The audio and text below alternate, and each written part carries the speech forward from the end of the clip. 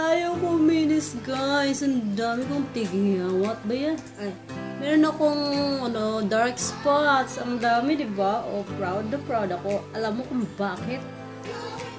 And my period is coming. That's why I have like this. So, don't forget to like my pimples. And natural lang yan. Natural lang yan sa akin. Madalas ko yan na naranasan tuwing sasapit ang aking alam mo na. So topic natin ngayon ay tungkol sa ating dark spots. Ang gusto ko lang talaga matanggal yung dark spots ko, mag-lighten yan.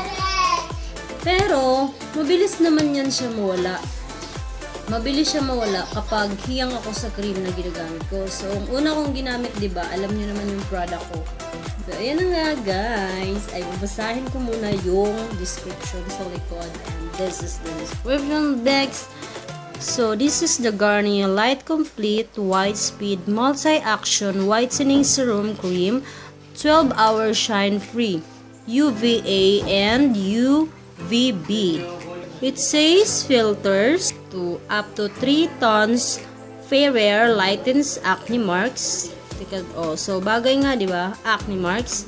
And all day 12-hour shine free. So this is 4-day cream nga. White speed serum and pure lemon essence. So maganda siya, guys. And then dermatologically tested. So it is good for our skin kasi dermatologically tested. So yan ang pinakaunang natin.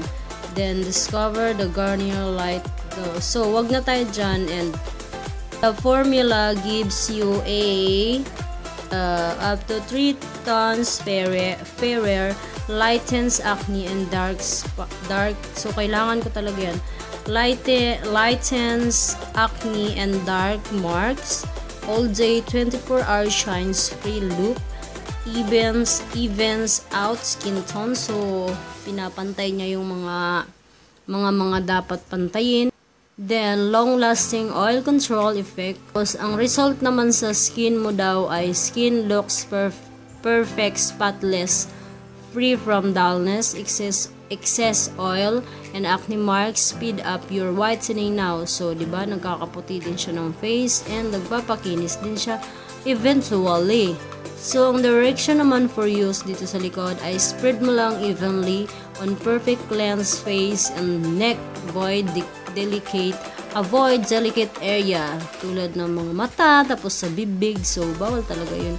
Then, nakalagay naman dito yung ingredients niya. And this is 7 ml for only 15 pesos. I think so. Mga ganon. Mga 15 pesos. So, ang pinili ko ay sachet lang dahil ito try ko lang muna. So, pag nag-okay mo na siya sa face ko, ubusin ko yung isang nila. And then, pag okay na. Hindi na ako papalit dahil stick to one na ako, diba? Sisimulan na natin ang paglagay ng ating cream para naman matlaman natin ang kanyang itsura. At ito po yung texture niya, guys. Hindi po siya nahuhulog. So, sticky. How do you call that one? Kapag hindi siya nahuhulog, sticky, diba? Then, kapag nahuhulog naman, ay watery. So, diba?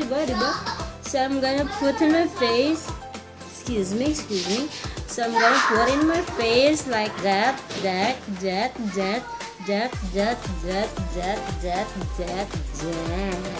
And I like the smell. It smells like perfume. It smells like perfume. Okay? And then I'm gonna rub like this.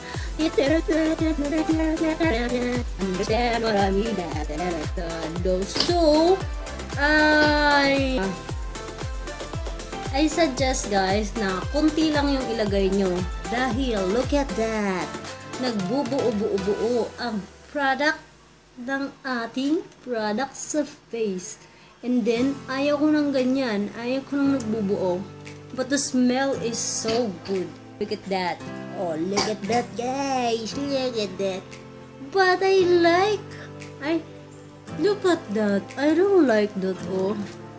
So, siguro, yung mga excess mo na napansin ko, guys, kasi yung cream, parang kulay ano siya, yung kulay libag. Then, siguro, yung excess mo na libag, tinatanggal niya. Kaya, siguro, nagaganyan, di ba? So, same siya dun sa sa pans na ginamit ko. Pero yung isa kasi, medyo, ang tawag dito, medyo, marami naman siyang ginagan, tapos medyo dry sa balat yun. Pero ito naman, okay lang naman siya, oh. Kaya lang talaga, ayaw ko talaga ng ganyan, oh. Ayaw ko na ganyan. Yung bubu-bubuin mo, tapos hindi mo naman, loko. Hindi mo naman ganyan. Tapos lalagyan mo pa yung liig mo, tapos aalis ka, mapupunta sa damit mo. So, make sure, kapag naglagay ka ng ganitong product, ay dapat hindi ka muna magbihis, and then you're gonna put this after you take a bath. Diba? So, bear with me guys. Maiinis ka dyan sa mga na yan. And okay naman siya. So, I'm going to update you after a week or kung kailan yan mag-lighten yung mga dark spots na yan. Kasi ginagamit ko naman yan. Yan, tingnan mo, patubo na naman. Kapag coming na talaga yung period ko, ay pupunta na rin sila at titira na rin sa aking pagmumukha. Dahil ang aking pagmumukha ay mukhang palaka. So, gaganunin mo lang siya para hindi matanggal mo yung mga buo-buo sa face. Then, okay naman. Pero, bibigyan ko naman siya ng score ay 7 lang. Kasi, okay sa akin yung product and yung texture niya. Kaya lang, ayaw ko na magbubuo-buo. Diba? Parang so, laki-laki. So, yun lamang guys ang ating review. And sana'y nagustuhan nyo. And bye-bye!